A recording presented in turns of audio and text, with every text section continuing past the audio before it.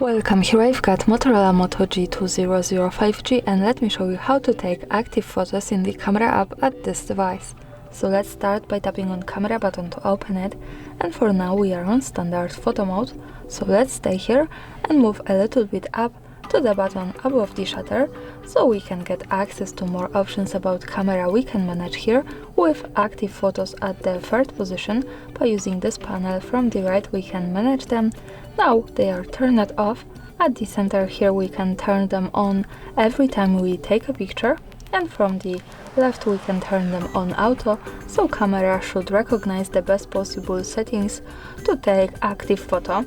Now let me keep them turned on every time we take a picture because I want to show you how it works.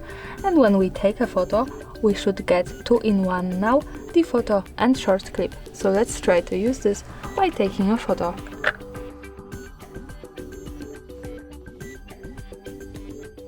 And now to see it, let's move to right button that follows us straight to the gallery.